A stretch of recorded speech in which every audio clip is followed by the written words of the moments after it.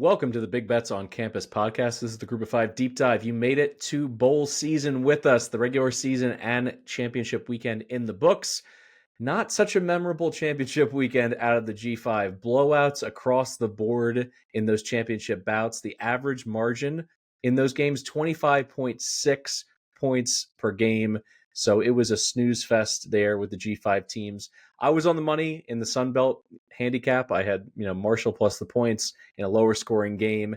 The American I was on with Army. UNLV did not show up for me offensively. I was trying to play that double result, have them have a lead at halftime, and then Boise's offensive line kind of winning the day in the second half, but just so many issues. It was kind of a strange performance for Haj Malik Williams. He never looked comfortable. I don't know how much of that had to do with the atmosphere, with what Boise was doing defensively, but he just looks like he was off of his back foot on a lot of the throws. His decision-making wasn't quite there as well, but we'll get into UNLV, who did make a bowl game, just not in the college football playoff. And that'll be where we start, Ianello. This is a tough time of year to be able to get into the headspace for some of these teams. You got coaches who have left. You got substitute teachers, those interims coming in. You have players who are hitting the portal. You have players that are recommitting, trying to keep their options open. Today is the day that the portal opens, so we got news coming fast and furious. And I'd like to start with that. Before we give out a single bowl pick, we're going to go through every single bowl game that G5 teams are involved with. We got to throw an asterisk next to all of them because you need to know your personnel, make sure when it comes to injuries, when it comes to eligibility, who's in the portal, who's not. There's always situations where some players say, hey, I want to stay and play before I leave. That's usually one of the rare occurrences, but it has happened before. So just make sure that you don't do just a single Google. Make sure you do a deeper dive on some of these key players, particularly at quarterback. Ianello, what were your overall thoughts from a really fun championship Friday, at least for us? We had our head-to-head bet on Army. I was able to give away that $50 win to an Army graduate. I gave it to Stephen Riccardi, a linebacker from the 2014 team. He graduated in 2015. In the fall of 2014, 8.5 tackles for loss. He was a man of integrity. He went ahead and paid it forward, matched the $50, gave it to another BBOC listener who put together a 4-leg parlay on Championship Saturday. And it started with Iowa State. So it didn't get off to a great start. It ended immediately. But I will say it's pretty cool to have a new tradition. I think we got to do that every single championship weekend and start passing around the free parlays to get our listeners involved, because we are thankful for them. It's not just a Thanksgiving week, one-liner that we throw out there. We are so thankful for our audience. You guys are so engaged with what we're doing. Being able to follow along live on social media as the games were playing out was a lot of fun from my perspective as well. And the last thing I'll say before I get you in here, Ianello, also a great story with a very sad ending for my overtime round robin pick.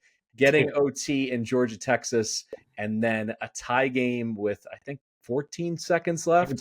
13 seconds with SMU and Clemson. The only silver lining of Clemson going right down the field with a big kick return, throwing a pass exactly where they needed, getting down, calling timeout, and a freshman banging home a 56-yarder was my 74-year-old Irish Catholic mother calling Rhett Lashley a shits for brain asshole. That was just an amazing moment of her being so mad. She was like, everyone on the field should know what needs to be done defensively on the only play that their defense came out there in the final seconds. You just don't let them throw a 15-yard pass and fall down. But what's perfect too is it happened literally 15 seconds after the Penn State game ended. Like, it was so perfectly queued up where it was like, Penn State loses, I'm depressed. Right as SMU scored 15 seconds after that game ended. And I was like, oh shit, we're about to win this bet. Switch the sounds. And then just had my lungs ripped out of me again. It was brutal. Yeah, like you said, not the best championship weekend, which I feel like we were expecting because of all the tight point spreads. And yeah, the G5 games obviously didn't go the way a lot of, we thought obviously the Army one did with you.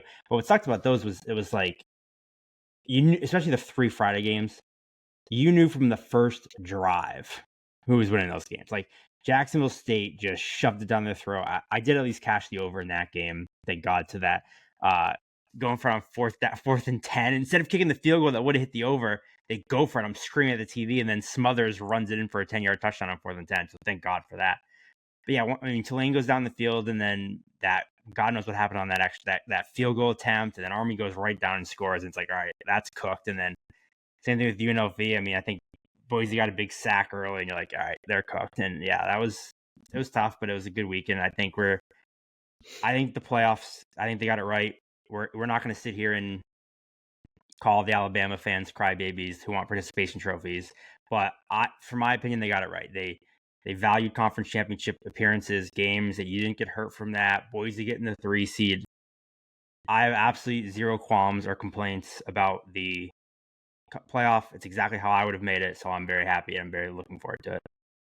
Yeah, my only issue with it is what I've been arguing about before they even officially ushered in the 12-team playoff field, which is some teams are going to get screwed with the seeding and some teams are going to be the beneficiaries.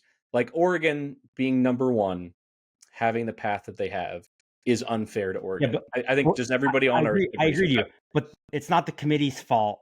It's Ohio State's fault for losing to Michigan, because if Ohio State beats Michigan, they're the 5 seed, and Oregon doesn't have to play them. So it's like, it just is the way the cookie kind of crumbled this year, where those teams that are usually like, sure, Georgia's a bad example because they got the bye, but like Ohio State's a big brand name, so like they're better than Arizona State, but it's like, but they lost to Michigan. That's why they're seeded where they are. If they the real fault is it's the power brokers who put the system together. Why doesn't it reseed after the first rounds? Why doesn't Oregon earn the right to play the team that, at least on paper, should have the lowest percentage chance of beating them?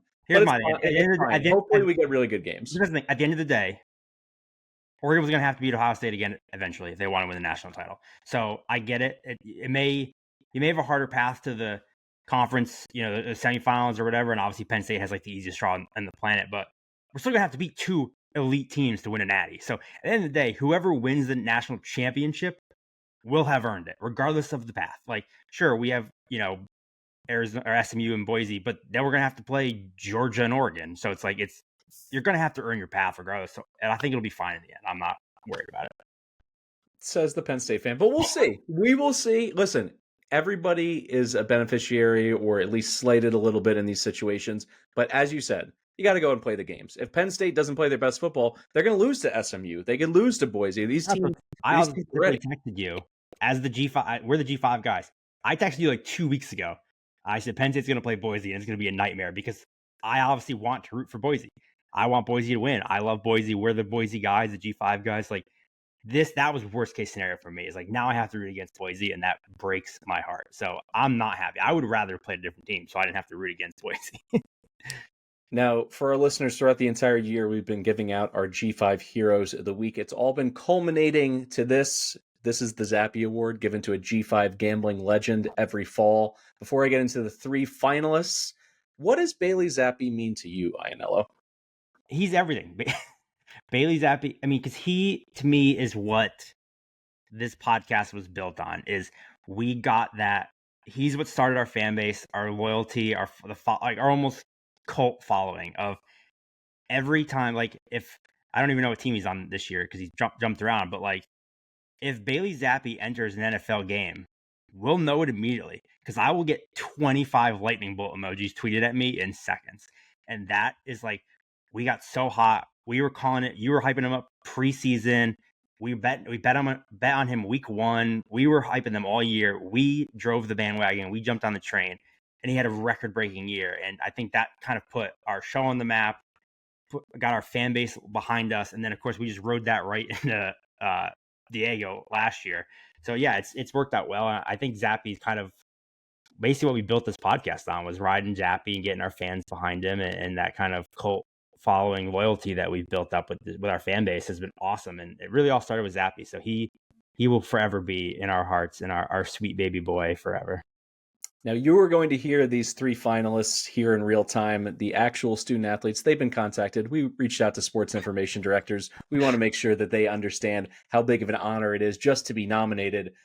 Bryson Daly, our first nominee, Captain America, the quarterback for Army, cool head, hot heart, tattooed right on his forearm, his grandfather's words to live by. He was the American Conference Offensive Player of the Year after 37 total touchdowns. He still has one more game, by the way, to pad those stats. He leads Army to a conference championship in their very first year in the AAC. He's an engineering management major. He will serve in the infantry during his military service. Just one of the coolest stories that college football has ever produced. Army is 11-1 straight up on the season and 8-3-1 against the closing number.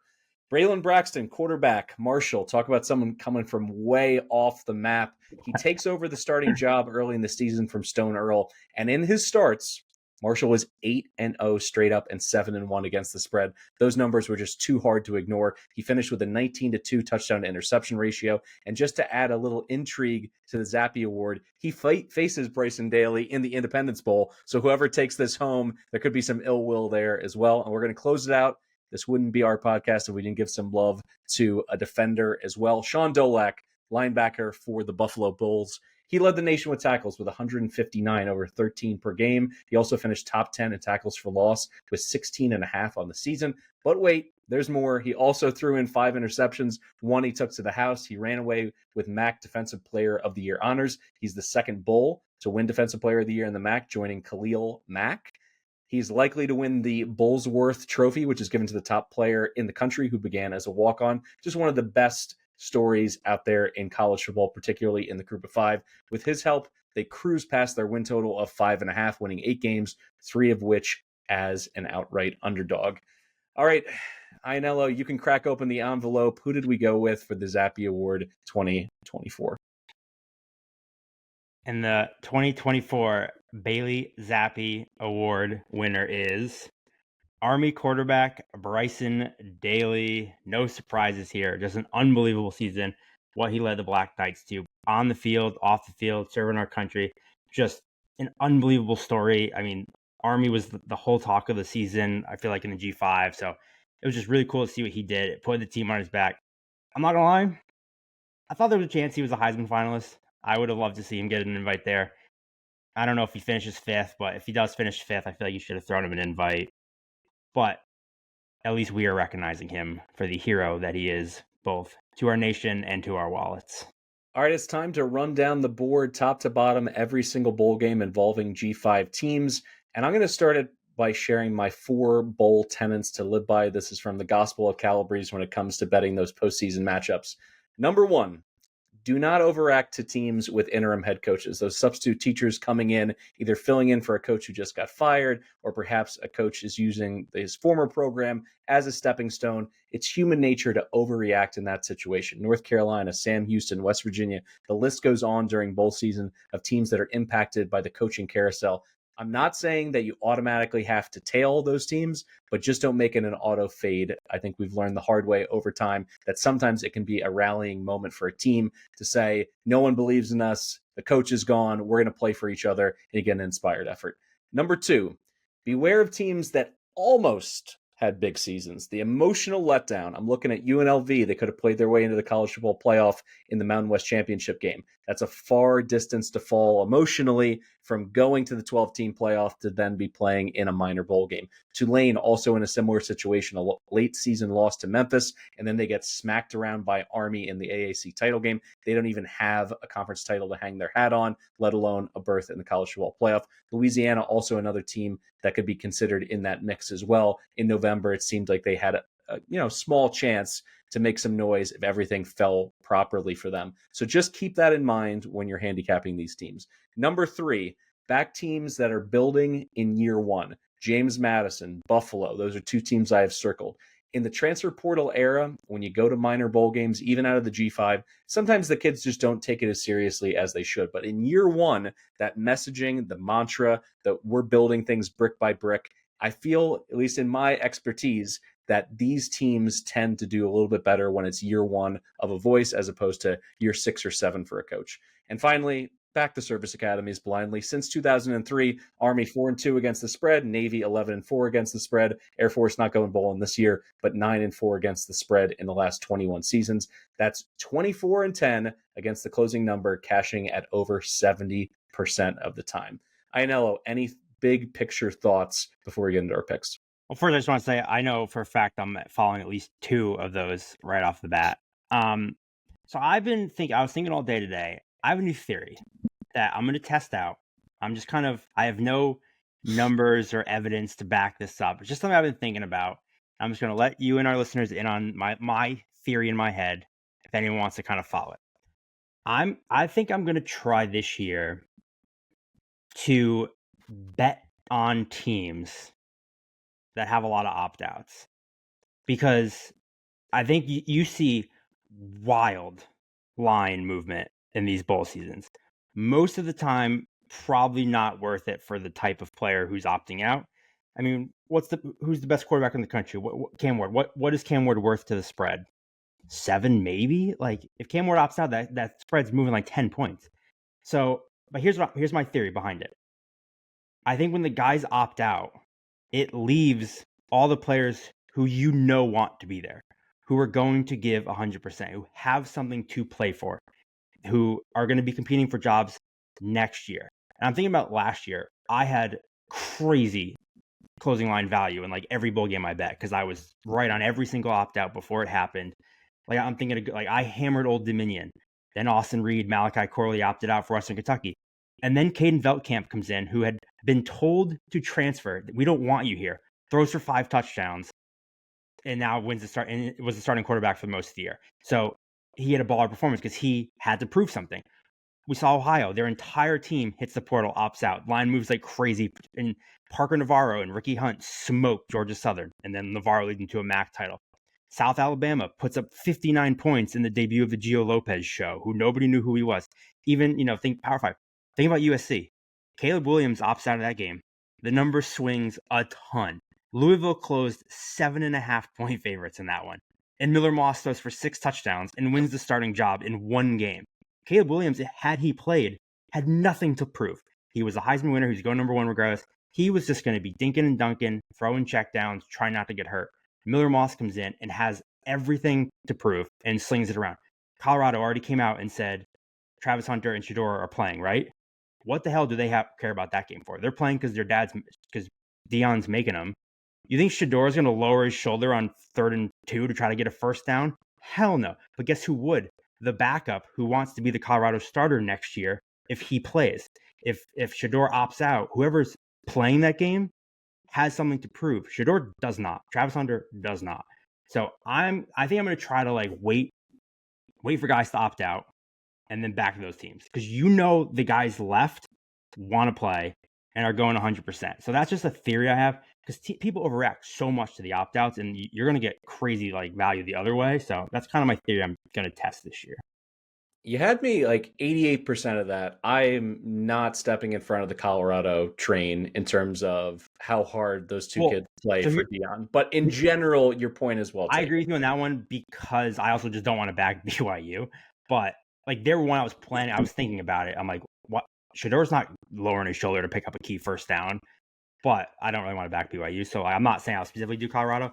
But think about other ones. Just think about, top NFL talent that are going to leave. The guys behind them want to play and want to start and want to show what they can do. Back those guys. Saturday, December 14th at 9 p.m. on ESPN, the IS4S Salute to Veterans Bowl. South Alabama laying 8, playing against Western Michigan, 59.5 as the total. No Fluff Bothwell. He's in the portal. Gio Lopez is banged up. There's also portal rumors swirling about him. But you seem to like a team total in this one. Talk me through it, Ianello. I did not realize Gio Lopez was hurt, so that would change my thing. But basically, my cap was going to be that South Alabama should have no problem scoring here. 20th in the country, 34.8 points per game, 4th in success rate, top 10, both rushing and passing. We know what Lopez can do. So is Bothwell not playing? That's the only thing I hate about this, is if you're in the portal, you shouldn't be able to play, just because it confuses me and makes it harder to cap. But even if Bothwell doesn't play, their other back's pretty good too. Jamal Pritchett's a stud receiver. Don't know if he's playing. But Western Michigan's 126th in the country on defense. So the Jags should score kind of whoever play. I mean, it's like I just said, Carter Bradley opted out and Gio Lopez came out, and who the hell is Gio Lopez? And he threw for 5 touchdowns in that game.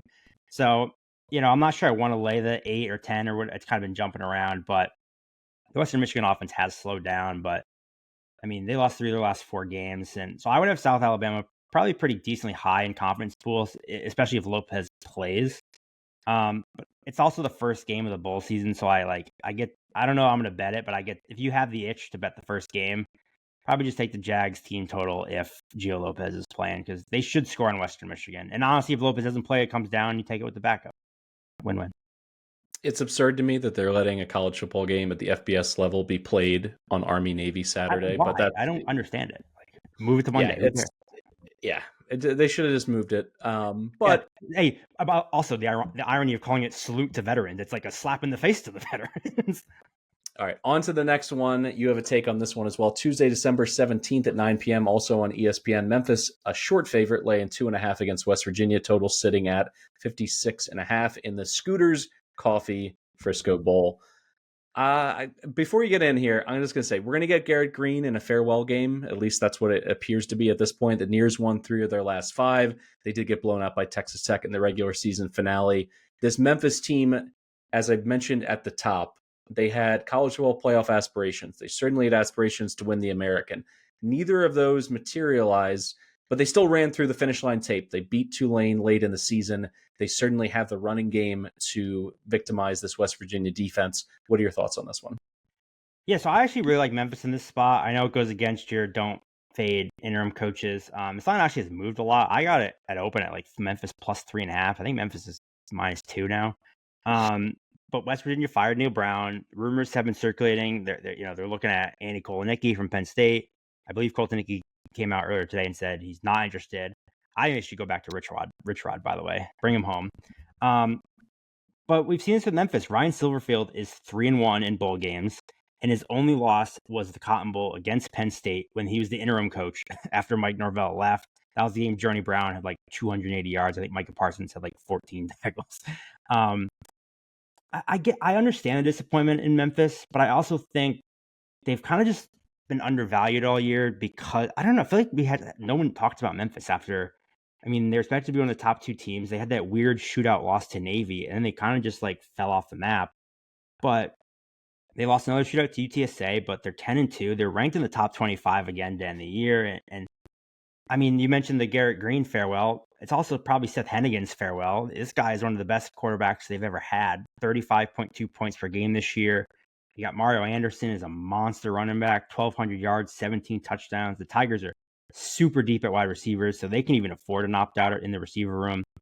And the defense really took a big step this year. I was pretty impressed with the defense, especially against the run with Chandler Martin clogging up the middle. He's a tackling machine for the Tigers.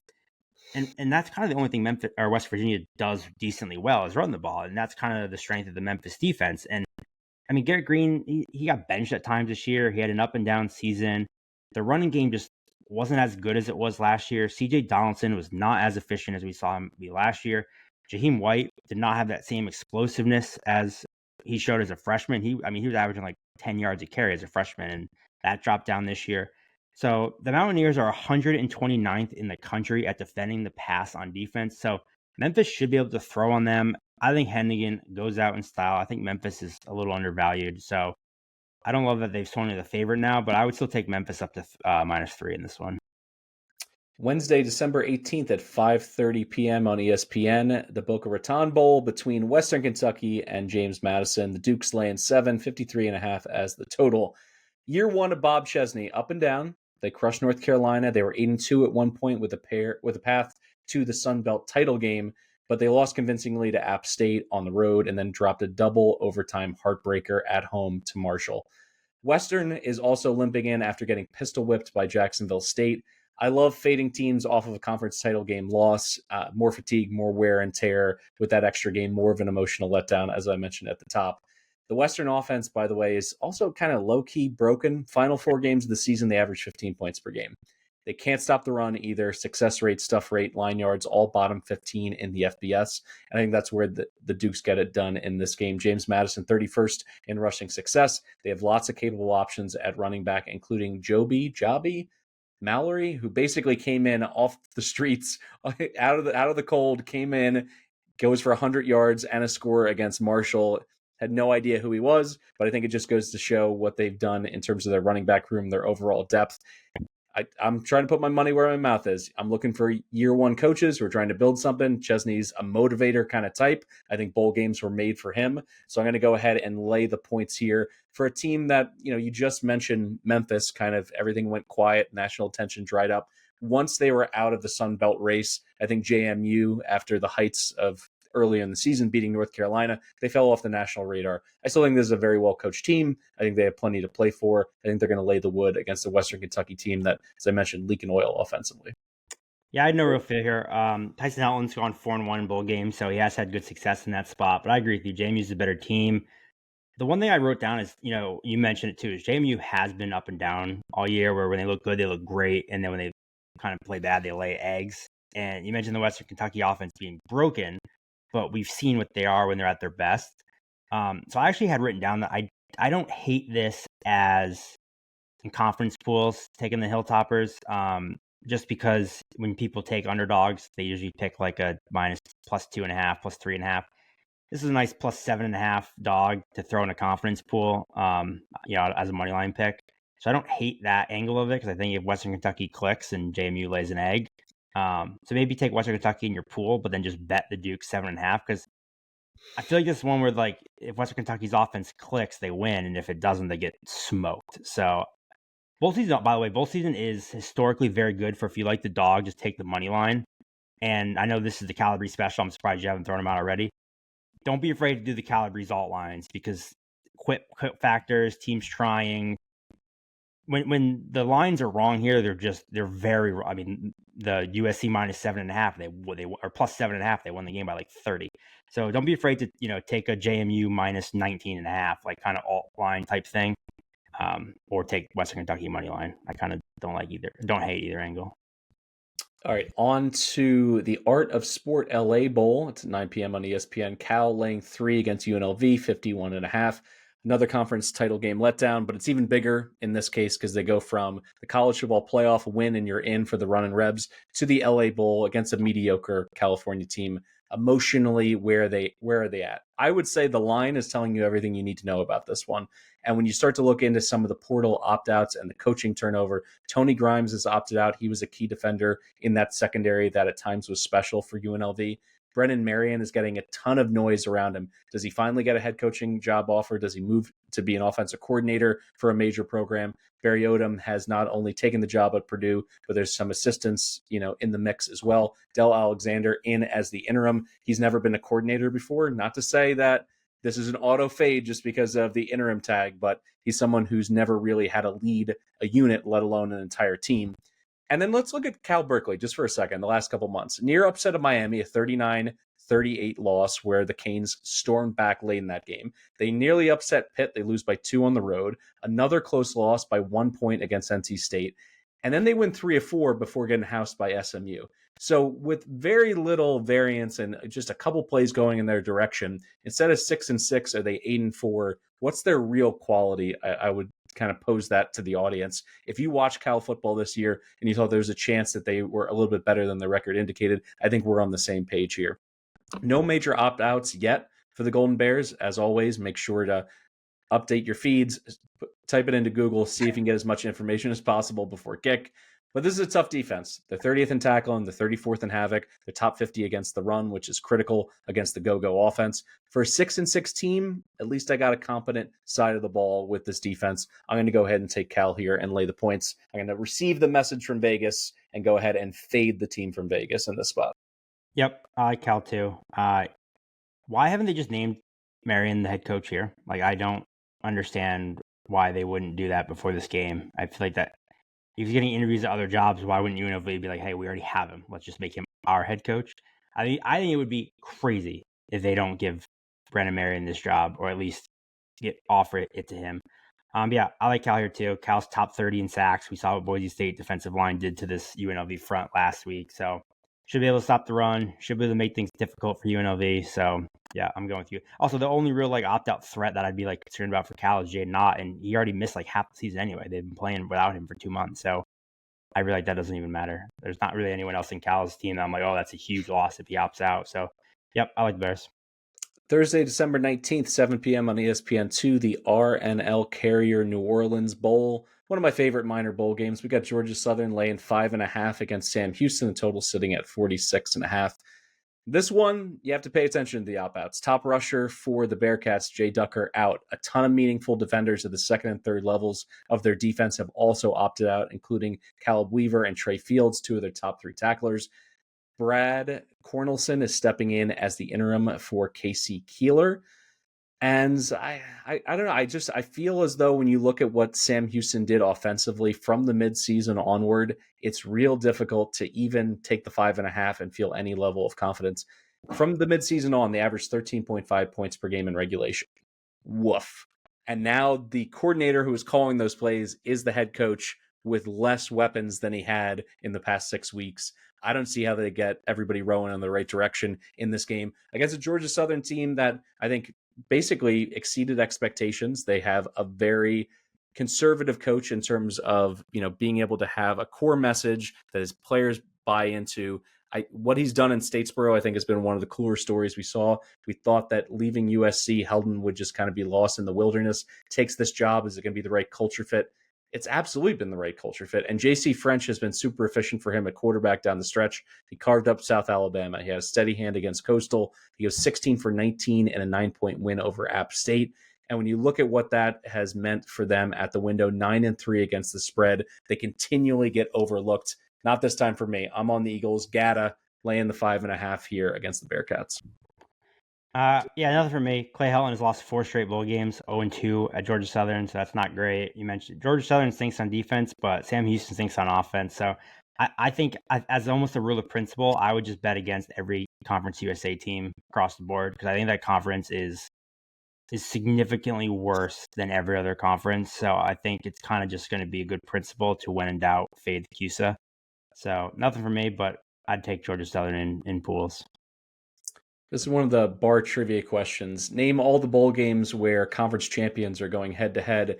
Did you mention the Staff DNA Cure Bowl? Because that's what we have on Friday, December 20th at noon on ESPN. The champions of the MAC, the Ohio Bobcats, laying 2 against the CUSA champions, Jacksonville State. Total sitting at 53.5. Does Rich Rod leave? There's the question looming in the air because it's almost as though I'd rather him just go, be out the door, as opposed to this, smoke situation. No one knows. The players are having to answer questions about it. The assistants are clearly going to be up in arms because is he taking everybody with him if he goes to a Morgantown or goes to another job? There's lots of things outside of the Cure Bowl that are on the minds of these coaches. Because if he stays and just coaches this game and recommits to Jacksonville State, I'm very interested in playing the Red Hot Gamecocks. From 0-3 straight up to 9-4, only lost by 2 against Western Kentucky on the road on a near walk-off field goal with Tyler Huff out with an injury.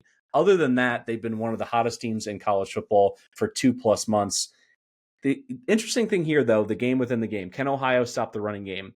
That's their specialty because they got better and better as the season went on. They dominated the trenches, 7th in success rate against the run, 17th in havoc, top 20 in limiting quality drives.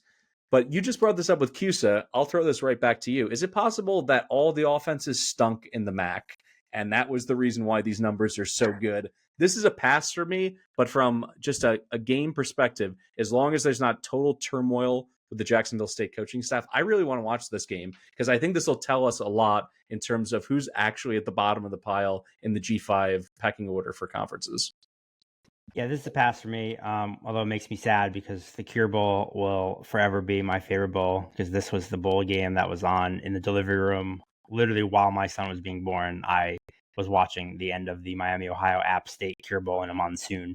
So this will forever be my favorite bowl. Tim Albin leaving for Charlotte sucks. That makes me sad. I think the key is if Rich Rod's there, and you mentioned it, with Jax State wants to run the ball, but Ohio's 13th in the country in rushing success rate allowed. They completely shut down Miami, Ohio. So I actually probably be betting Ohio if Albin was still there. I know you said be wary of the not putting too much stock in that, but I just think he's such a good coach for that program. So it's a stay away from me, but if you're a sicko and just have to bet every bowl game, Matt Mitchell, I'm talking to you. I don't hate the under here, 52.5, because both these teams want to run the ball. They're going to run the ball all game on both sides. Quarterbacks are better runners than passers. And we mentioned Ohio is not bad at stopping the run. So I think you have potential for a running clock, maybe not as efficient as we've seen from both teams. So if you had to bet it, under 52.5 would be my play, but probably just nothing for me. All right, on that Friday, December 20th at 3:30 Eastern on ESPN, Tulane against the Florida Gators. This number has been on the move. I think it's settling in at almost 2 touchdowns now. The Gators are favored total at 51.5 in the Union Home Mortgage Gasparilla Bowl. All right, Ainello, you like Florida? Lay it out for me. Yeah, I think Florida smokes them. I think, this is a Florida team that was doubted by everybody. They finished 7-5 against a brutal schedule. They won their final 3 games. I mean, people are talking about Billy Napier, making a bowl. He should get Coach of the Year, and they went 7-5. So, I mean, I'll ask you this: if Billy Napier had Indiana's schedule, how many games did the Gators win this year? 10? 10, yeah. Yeah. Florida should be able to run on Tulane. We saw Army obviously run down their throat, and then Tulane's interesting because Darian Mentz is in the portal now. He may return now that Summerall is staying, which is huge for Tulane. So the Darian Mentz situation is worth monitoring. But after missing a bowl game last year, with this game being in Tampa, this should be almost entirely Gator fans. Florida as a program has a ton of momentum right now. The way they finished the season, everyone's seen the upside that Lagway has shown. They've been recruiting really, really well. I think they have a top 10 class that they just signed. So I just think they keep riding the momentum here. And you mentioned it, Tulane's coming off 2 brutal losses, and Florida's got everything going right now. So I absolutely love the Gators here. They're probably my number 1 or 2 confidence pool pick. Them or South Carolina. And I played this at like 8, I think, and I'd play it all the way up to 2 touchdowns. Monday, December 23rd, 11 a.m. on ESPN, the Myrtle Beach Bowl, Coastal playing against UTSA. The Roadrunners, almost a touchdown favorite, 6.5, 58.5 as the total. Just off the top, was there a stronger G5 since the start of November than UTSA? They went 3-1. They lost by 5 at Army. That's a quality loss, covering that number. McCown has gotten better as the season's progressed, as has his offensive line that's now starting to open holes for the running game. Gave UNT 300 on the ground, same with Temple. In a game where I don't know who's going to play at quarterback for Coastal, Vasco's out. There's serious question. Yeah, this is a problem situation for the Chants here. I'm going to take the trusty offense, and I'm going to lay the points. I'm not going to overthink this one. I want to know when I close my eyes who's leading those first couple drives. And in one case, in one hand, I have the Roadrunners who have looked really efficient both through the air and on the ground offensively. So I'll go ahead and play that against the mystery box that is Coastal right now.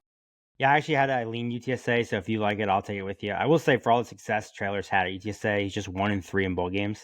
But the one win was the Frisco Bowl last year when they blew out Marshall, and that was Owen McCown's first start. And you mentioned he's been playing really, really well recently. 24 touchdown passes, just 9 picks all year, although they have kind of come recently. And I mean, everyone knows what I think of Coastal Carolina. Their offense started to run the ball more down the stretch, but they really didn't get any better after Tim Beck took over his play calling. I think he's a clown. And the UTSA defense was second in the country in success rate allowed, and they were dominant against the run.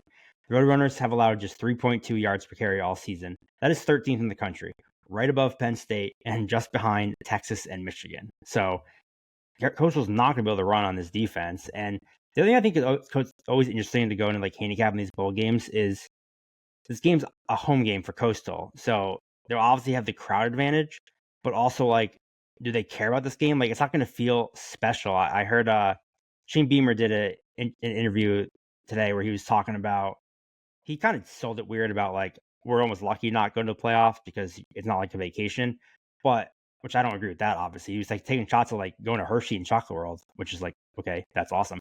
And like, oh, we get to go to Orlando for a week. But Coastal's just like on campus, where like UTSA gets to go to Myrtle Beach for a week. Like, they get a vacation, they get a fun getaway. It's going to feel special, where like Coastal's just like at school. So I don't think they're going to be excited for this. So yeah, give me meet me. I'll take it with you. December 23rd. So we got the 11 a.m. Myrtle Beach Bowl, and then at 2:30 we got the famous Idaho Potato Bowl, Northern Illinois, a short favorite laying 2.5 against Fresno. The total at 42.5. I've earned it. We've gone through hundreds of games throughout the season. We've talked about FCS football. We've talked about marquee matchups and games that we would never watch. I am passing on this game. I am not interested in this game. These are 2 teams that did not move the needle for me throughout much of the season. Fresno, coming into the year, we questioned what they were going to do with that switch at head coach. and they just never were able to rev it up and consistently play the way that they did under Tedford before. So I'm passing on this one. Yep, pass for me. I mean, I lean Fresno gun ahead, but Mikey Keene, Malik Sherrod, Jalen Moss, Zillian Hamilton, all in the portal. Ethan Hampton and Trayvon Rudolph are in the portal for Northern Illinois. So, I mean, Fresno State probably you think has like a better back half of the roster than Northern Illinois does, but I don't know. Totally. I mean, like I said at the top, with Mikey Keene leaving, whoever's playing this game is trying to win the job next year. Maybe he balls out. I don't even know who it will be, but yeah, pass for me. Don't really care about this one. All right, from that bowl game to one that I care deeply about, Christmas Eve, 8 p.m. on ESPN, the Hawaii Bowl. South Florida against San Jose State. The Spartans laying 362.5 as the total. I think we're dueling on this one. I care deeply too, so I'm interested to see if we're on the same side. Year one of Ken Niumatalolo, it was a pretty successful season if you look at it. They nearly upset Wazoo in an overtime thriller. They get to 7 wins. They win that Bay Area bash with Stanford at the end of the year. And the passing game at times has been absolutely electric. Walker Eget in his game against Oregon State, 395 yards through the air. Against Boise, 446 through the air. Stanford, 385 and 4 touchdowns. The kid is red hot.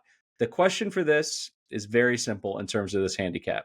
USF is outside the top 100 in success rate against the pass. They're 88th in coverage, but they have a very good pass rush. And that's where this game swings. San Jose State, can they protect Eget? Because they were really bad this year, at least in the advanced metrics. You look at Pro Football Focus in terms of pass blocking. They were 123rd there. But what's so interesting, even with all the pressures they let up, they just don't turn into sacks. They gave up 12 sacks the entire season with that awful pass blocking grade. So a part of that is the scheme. It's getting the ball out of their quarterback's hands quickly. It's also having mobile quarterbacks. Now, Walker is not as mobile as Brown was this season.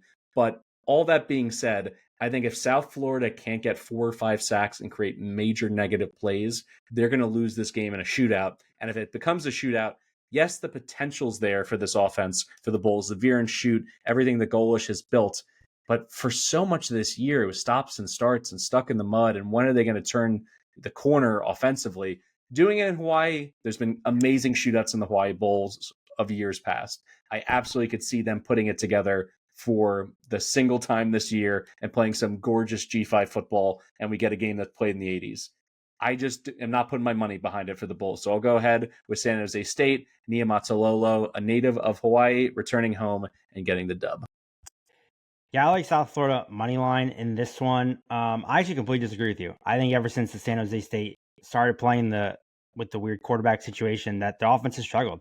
Emmett Brown was benched against Nevada, against Colorado State, and then Walker Eget got to start against Wyoming and went the rest of the season. But they scored. I mean, you heard those numbers, right? 385 yards against Oregon State, almost 450 against that Boise defense. Like, he can cook.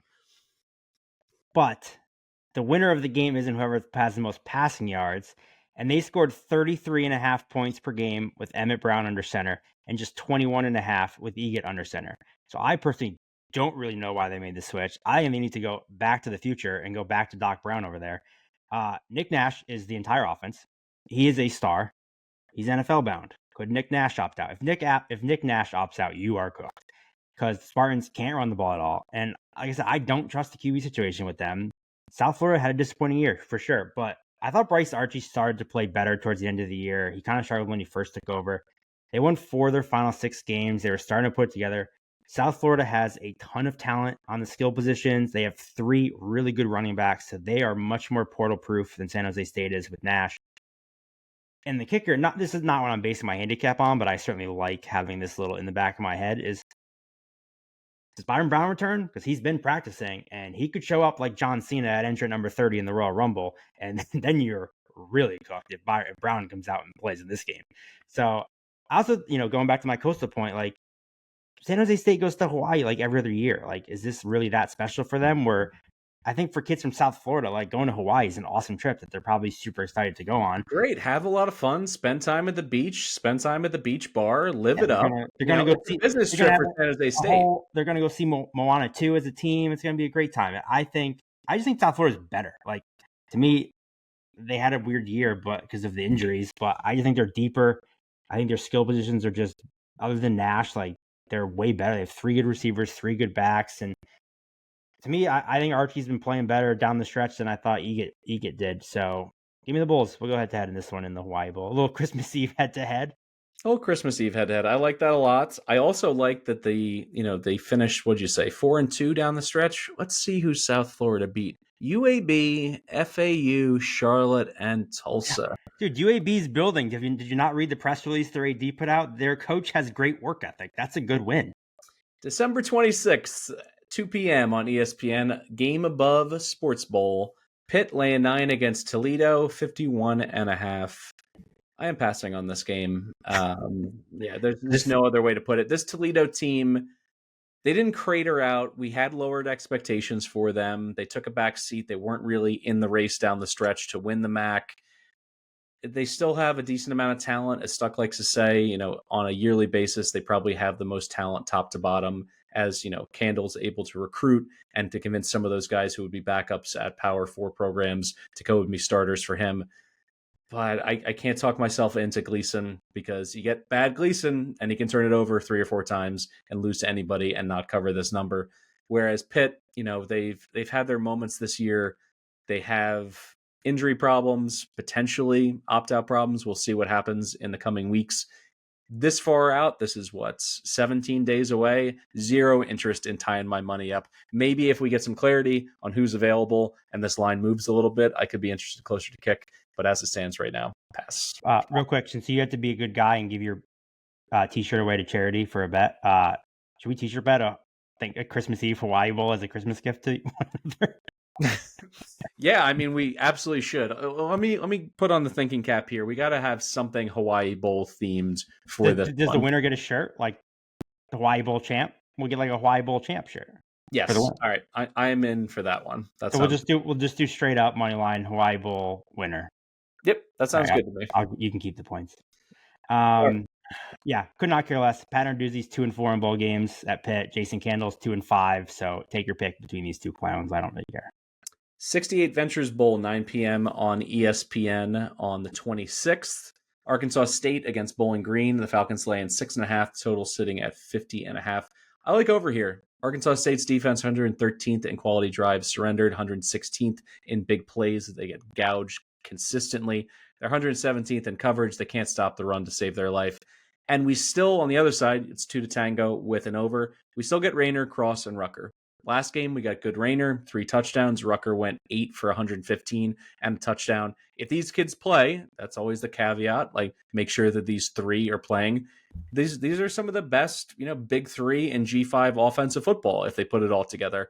And with an extra, let's call it 10 to 15 practices for Butch Jones to try to put something together here, try to put a little bit of shine on the end of this season against a Bowling Green team that it's not quite the fall from grace that we mentioned with some of these other G5 teams who had a chance to make the playoff, but it was right there, chance to make the MAC title game, and they couldn't get it together. Fannin even gutted it out in the regular season finale, and they end up losing anyway. Where are they at emotionally? Fannin is absolutely a candidate to say, I'm off to the NFL. Why should I get my brains beat in or get a concussion or a torn ACL here? So, yeah, I don't hate that play. I had nothing. I just, I assume Fannin doesn't play, and the MAC never seems to do well in bowl season, but Arkansas State has not really been good to us as an underdog all season. They're not really a team I trust to keep it close. So, yeah, I don't hate the overlook at all, though, because there's nothing for me on the side.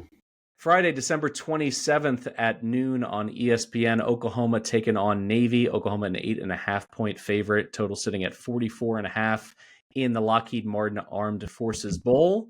As I mentioned at the top, just blindly bet those service academies. Do you agree, Ianello? Not entirely, but kind of. I actually like the under in this one. I think both of these teams are just going to want to run the ball. Oklahoma's 121st in the country in passing success rate, and Jackson Arnold is already in the portal. Obviously, Navy wants to run the ball at a top 5 rate, but Oklahoma's 4th in the country in rushing success rate allowed, so they should be able to slow down the running game. And yeah, you said it. I think this is a game where both teams just run the ball, make it a quick game. Takes 2 hours long. Oklahoma wins 17-10. Go home, everyone happy. All right, let's hop right to the next day, December 28th. More morning football. The Wasabi Fenway Bowl, my favorite combination of weird sponsor and regional city. UConn taking on North Carolina. Tar Heels laying 3.5. Total set at 55.5. This is an INLO special. Please lay it out for us. Yeah, I mean, obviously, I like UConn in this game. Not a strong take. This is definitely biased. That's another rule I should have thrown at the top. Anyone who kind of pretends they know what's going to happen in these bowl games or has a strong feeling on how a bunch of 18-year-old kids are going to be motivated is probably wrong. So just like lower your unit size and bet what you want to root for. This is fun. It's a couple days after Christmas. Like, bet who you want to root for more in bowl season than you normally do. Just like, I'm totally fine betting with your heart because odds are your heart's going to be right just as much as your brain when it comes to bowl season. So I like UConn. I just think they're going to care about this game more. I mean, this is just their second bowl game since 2015 against an ACC team. Meanwhile, North Carolina has made a bowl 6 years in a row. They've lost their last 4 straight bowl games. Now they're traveling up to Boston to play in the cold a few days after Christmas. They fired their coach, who then came out and blasted the school, saying it was not on good terms. He wanted to wait. They screwed him over. So things are messy there. There's drama there. Their quarterback's in the portal. And, for UConn, again, they had a great season. They overperformed all year. Most of these kids are probably Red Sox fans, or at least, have been to Red Sox games and like playing in Fenway Park is very cool to kids from Connecticut or New England area. So obviously UNC is the more talented team, but I'll be in the Huskies just on vibes alone. All right, sticking on the 28th at 2:15 Eastern on ESPN, the Isleta, New Mexico Bowl between Louisiana and TCU. The Horned Frogs laying 10, total set at 59.5. This line's a little confusing to me where it's sitting right now. If Ben Woolridge is back and his coach said that there's a chance that he's going to start in this game, I really like the Raging Cajuns to win this thing outright. He was the offensive player of the year in the Sun Belt, and when he wasn't on the field, huge drop off for Louisiana. It was clear as day that they needed him. Everything that he did, not just in the passing game, but also just getting them out of wrong calls, making audibles, making line adjustments. He was a veteran. He was everything to their offense. In games that he started and finished, they went 8-1 straight up. Now, TCU is hard to pin down because they won 5 of 6 to finish the year. But let's look at these wins. Like the autopsy on these ones are pretty ugly. Utah, Oklahoma State, Arizona. That sounds like a G5 diet to me if I've ever heard one. So not all that impressive. I'm going to lean, like I said, to the money line here. I'm certainly going to take the points and risk it at this point on December 9th. I don't know if he's going to play, but trying to read the tea leaves, reading through the local media, it seems as though his head coach is optimistic. And I think for that reason, when I went back and basically looked at his injury, they said he was going to be out a month, and that was in mid-November. This game being played in late December, it seems like the math is mathing for him to come back on the field and play one more for the Raging Cajuns. So I'll go ahead with them. Yeah, no real feeling for me. I have not bet a single TCU game all year. Don't know that I've even really watched one. They're just one of those teams where 134 teams. I feel like everyone has like 3 or 4 teams they just have like absolutely no feel for. TCU is one of them for me this year. So just pass. All right, let's look at the CW network at 4:30 p.m. Miami of Ohio laying 2.5 against Colorado State. Total sitting at 43.5 in the Snoop Dogg Arizona Bowl. What was that, Miami, in the MAC title game? Like, holy crap. I have never seen a Chuck Martin team get dog walks like that before. And granted, a bunch of it was just, the gambling gods, the football gods shining down on Parker Navarro. He had 2 bad snaps that I think ended up in like plus 45 yards worth of offensive production. He had one where he shoveled past it to his running back as a last gasp, and another one where he scrambled. It was Ohio's day to be sure, but Miami, Ohio not getting off the mat was kind of shocking. And Colorado State, we've talked about them in, 2 years ago, they were going to be our darling. We were a year early on them. They were feisty in the Mountain West Conference. They had a chance, an inside track to make the title game. They did not. I think that's actually for the best. I think they would have got smoked in the Mountain West title game. So instead, they get extra time. They're going to be as healthy as they've been really since the start of the season. So if I had to lean one way, I would take the Rams to win this one outright. Certainly take the 2.5 as well. But in terms of an official play, it's a pass. Yeah, if they made that game, Boise might be the 4 seed instead of the 3 seed. They might not have given the UNLV one was obviously better. Yeah, as good a coach Chuck Martin is. I mean, you mentioned that was without question the most shocking performance of the weekend. But Martin's just 1-4 in bowl games at Miami, as good as they've been. So Yeah, I don't fully know what to make of Colorado State. You know, they turned into more of a running team with Avery Morrow and Justin Marshall once Torrey Horton got hurt. But, you know, obviously Miami's typically very good against the run. The Rams defense is also good against the run. So maybe lean under for me. 42.5 is pretty low. So maybe if the over takes some juice and that ticked up to like 44, 45, maybe I'd lean under. Because I do think both teams will try to run and can stop the run. But it's probably a pass for me. But if you had to bet it, I'd lean under. Sticking on December 28th at 5:45 p.m. on ESPN, the Go Bowling Military Bowl, ECU playing against NC State. So we got some in-state rivalry here. The Wolfpack laying 5, total sitting at 59.5. I hear you have a lean in this game. Let's hear it. Yeah, this is one of those take a shot on the underdog being motivated. Give me East Carolina plus 170. I mean, I don't know, something about ECU just down the stretch got me super excited. I feel like I bet them like 4 times on the to end the year. They finished 4-1 under Blake Harrell. You know, he earned the full-time job. They were rolling. We talked a lot about Caton Hauser. He has this gunslinging mindset, pushes the ball down the field. We saw how well Raji Harris has been running the ball lately. NC State will be without star wide receiver Casey Concepcion. He opted out. That's big because they can't really run the ball. And the NC State defense really struggled giving up big plays through the air. So Hauser should be able to push the ball down the field. He should be able to hit big plays to Anthony Smith.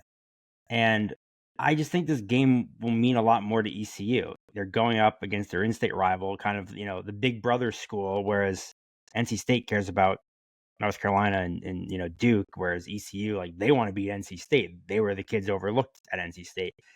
And as great a coach as Dave Doran is, NC State has lost 4 straight bowl games. So I actually really like East Carolina money line here because I think the way Hauser plays, he's either going to hit deep passes on this defense, NC State won't care, and the Pirates will win, or Hauser throws a few interceptions, a pick 6, and, you know, they get blown out. So I just think the way Hauser plays, I think they're going to take some shots down the field. If he hits them, they win the game. So give me the Pirates on the money line here. The last one of the night on the 28th, 9:15 p.m. on ESPN, Marshall against Army. The Cadets laying, let me see an updated number here. This number is going up the board. It's going up, dude. It is up. It has moved 4 points since I took my final note on this afternoon. It's up to 13. And the total, I have 8.5 written down. Yep, the total is at 13 or the spread is at 13 right now. Unbelievable. I have to change my pick. Yeah, the Independence Bowl. My first note was, are we laying this many points with Army? Can we do it? I know the Charles Huff situation is right there in everybody's face, but we just made the guy a gambling Zappe Award finalist in terms of what they have at quarterback. But he's in the portal. And yeah, so Braxton's in the portal. AJ Turner's in the portal. I wouldn't be shocked if we continue to see more with Mark. You mentioned it, Huff going to Southern Miss. Braxton and Turner are their entire team, and with them in the portal, I don't know how Marshall moves the ball. Assuming they don't play, were they going to go back to Cole Pennington? We saw that last year. He is absolute booty cheeks, and the Herd are 180 in rushing yards per game, 101st in the country in success rate. So I think Army should run the ball down their throat. 13's crazy. I would not lay that. I played, I think, 8.5. Yeah, I don't know that I'm laying 13, but this would be my number. This would be a top 3 conference pool pick, and I would probably, what do you think? 10 is where I'd probably stop. 13's nuts, but I think if it comes back down a little bit, which I don't know why it would, but maybe Navy blows them out, get a little juice back. But yeah, I'd play it to 10. If I go anywhere here, I think it'll be Marshall team total under, once I get a feel for who they're going to start and the opportunity for Army to go on their 15-play drives and to make this a 7 or 8 possession game for Marshall the entire time. If you're looking at something in the teens for them in terms of their overall points in this game, I'm probably going to lean to the under there. But yeah, this is getting crazy in terms of it's steaming up in the market. I mean, at that point, just like 25. Yeah. All right, January 3rd on ESPN at 4 p.m. North Texas against Texas State, a Lone Star State showdown in the Serve Pro First Responders Bowl. The Bobs are laying 9, 68.5. So here's the question. With Chandler Morris in the portal, is that a good thing? Because as good as he was the first half of the season, he was clearly banged up. He wasn't right. The offense absolutely cratered without him being able to throw the ball all over the yard. But as a result, what they did do in a few spots was their running game started to have some good moments. It carried them in a win over Temple. Shane Porter had 193 on the ground and 3 touchdowns against UTSA in the Alamo Dome. And Texas State, 94th in tackling. You can pop big plays on them on the ground. They're a risk-taking defense. So maybe the over is on the table here. What do you think? Yep. Give me the over. It's one of the last bowl games of the year, so it's just a fun one anyway. These defenses are horrific. North Texas allowed 35 points per game. The over's 88-4 in their games. Texas State defense is terrible too. They finished the year averaging 7.3 yards per play and 500 yards to Georgia State, and then followed that up with 6.6 yards per play to South Alabama. So I like both of these coaching staffs. They're both offensive minds. I think both offenses are capable of putting up numbers regardless of who's playing. It kind of goes back to what I said at the top. Who cares who the quarterback is? Maybe it's the next Gio Lopez or Owen McCown. They come in, just start slinging it around. So I think both of these defenses absolutely stink. So give me the over. This should be a fun one. It'll probably be one of the last bowl games of the year that I bet, because I don't really like the next one. So let's end the year on just an absolute shootout over. The last one you mentioned, the Bahamas Bowl, January 4th, 11 a.m. on ESPN2. Buffalo against Liberty. The Flames lay in 2 with the total at 51.5. Caden Salter is out. He's in the portal. He's trying to get himself a better situation financially, whatever. 2 years ago, he was fun to watch. This year, it was like he's throwing a medicine ball at times. This offense was just never clicking for 4 quarters the entire season. They were able to salvage it down the stretch, but as you said, Conference USA was just full of tin cans. There were just bad teams all over the place. So not impressed with the Flames, certainly not to the extent where I'd feel comfortable laying points. And I mentioned at the top, I'm a believer in first-year head coaches. Pete Lembo was a huge coaching upgrade. He comes in, they win 3 games outright as a dog. They win 8 games overall. I know that they have the linebackers to absolutely stuff this Liberty run game in a locker. Dolak, Red, Murdoch, they're going to get it done here. They're going to win an ugly game. This is going to be the opposite of the Texas shootout we just talked about. Maybe it's 17-14, something like that. I'm going to go ahead and take my Bulls here on the money line. They can keep the points. That's my take on the Bahamas Bowl. I'm going to end the year on a fun over and opt out of this one.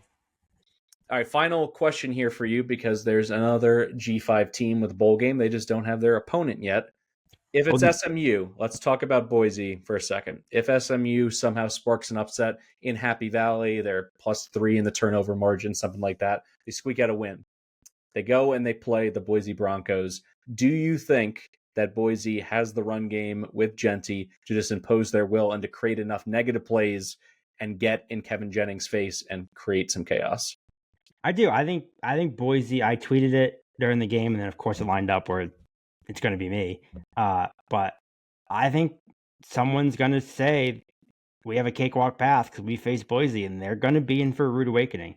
Like, you can't just look at the logos and the schedules. Like, Boise's very good.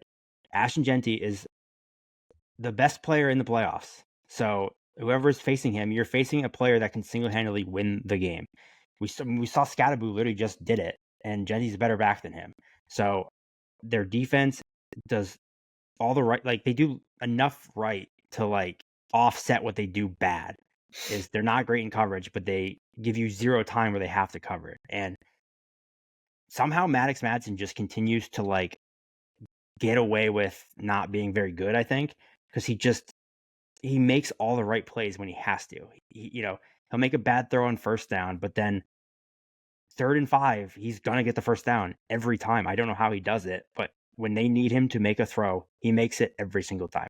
I mentioned the turnover margin and how he has or turnover worthy plays. He has like 3 picks all year, but like 9 turnover worthy plays. Like he continues to do it. And so, yeah, they absolutely can be. And we saw Oregon played Oregon closer than Penn State did. So they absolutely can play with anyone in this field. I think anyone sleeping on them is foolish. And if you sleep on them too much, you're going to get beat. And I'm not going to lie, as a Penn State fan, they make me nervous, because especially if we blow out SMU and then we start like looking forward to like Georgia or whoever it will be, I'll be nervous. So I don't think anyone should take them lightly, because they can beat anybody. If it is Penn State against Boise, it is likely going to be a double-digit number. potentially north of 2 touchdowns, at least from the Action Network projections. It's going to be in the upper teens. I would take those points, but what is your biggest fear of playing the Broncos in that spot? Is it the expectation, or is there some X's and O's beyond Genty that worry you with the Nittany Lions against the Broncos? We've had offensive line issues. Right tackle got hurt in the 2 games ago, the Maryland game. So that would kind of concern me a little bit. If Drew's under pressure, that would make me a little worried. I mean, our run defense is very good, but Genty's Genty. So yeah, I think that would be my biggest concern. It would be their defensive line. And I will say the one thing is, you say what you want about Franklin, he tends not to lose games he should win. So the look ahead letdown spot, like Penn State doesn't have those. So that does make me feel a little better, where we don't really overlook teams we should beat. We beat them. So that would kind of give me a little bit of confidence. Yeah, I think that would be my biggest concern, is just their defensive line is very good. And Genty just has a way of breaking tackles, and I mean, he can run over anybody. So as good as our run D is, Genty's Genty. For Mike Iannello, I'm Mike Calabrese. This has been the Group of 5 Deep Dive under the BBOC banner. If you're listening in, there is just a ton in the Big Bets on Campus portfolio that you can get into. You want to listen to Jimmy V preview talk? The 3-man weave has you covered over both on our podcast feed as well as the YouTube feed. We got Colin and Stuck going to go through all the bowl games as well. We're going to have more coverage as the college football playoff extends. And we're going to ramp up the college hoops coverage as well. Going to bring in Greg Waddell to bring down some Big Ten thoughts, as well as the national landscape. Tanner McGrath, our hoop knower, ball knower from the North, he's going to come down and get into the X's and O's, not just the American East, but he's going to get into the nitty-gritty of how everybody runs their offense nationally and who you should be backing in the futures market. So much exciting stuff on the horizon here with BBOC. Thank you so much for listening throughout the season, going on this G5 journey with us. We're hoping that we can get Boise to the finish line, but it's just so cool that we have them in the 12-team playoff. It's been an exciting year, and we appreciate you guys so much for listening. Thanks again.